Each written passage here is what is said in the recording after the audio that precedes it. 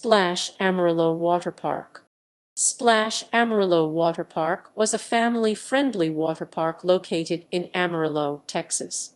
It was originally built as FireWater Waterpark in May 2000. It sat on a 13-acre 53,002 site just half a mile down Interstate 40 from the Big Texan Steak Ranch. Attractions consisted of a 14,000-square-foot 1,302 wave pool, 845-foot 258 long lazy river, a tower housing 6 separate slides, kids' pool, and kids' play tower. It also features a gift shop, concession stand, volleyball courts, and an arcade. It closed in 2016, and all the slides will be relocated to a new park in Plainview called Royal Splash, Texas, which will open in 2017. History. Construction. Groundbreaking for the formerly named FireWater Waterpark began on May 7, 1999.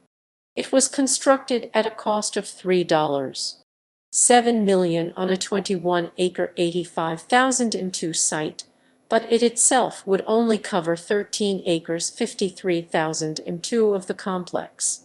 Missouri Valley Inc. of Amarillo was the general contractor of the project. The construction was completed well before the set opening date of May 6, 2000. Bankruptcy. FireWater Waterpark came under scrutiny in 2002 after it failed to repay loans taken during the original construction of the park. While park president Gary Abramson claimed to be in the process of securing long-term financial backing for it, Satna Corporation sued it for $2.16 million.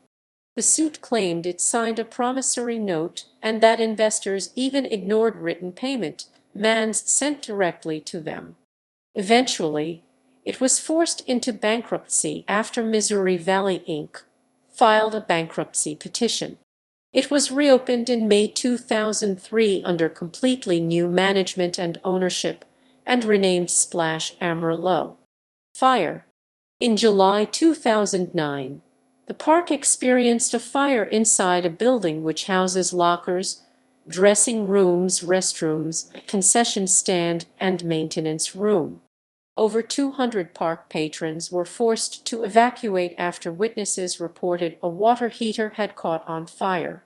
The fire caused over $70,000 in damage after spreading from the first floor to the attic. Park president Paul Johnson claimed the building was not insured.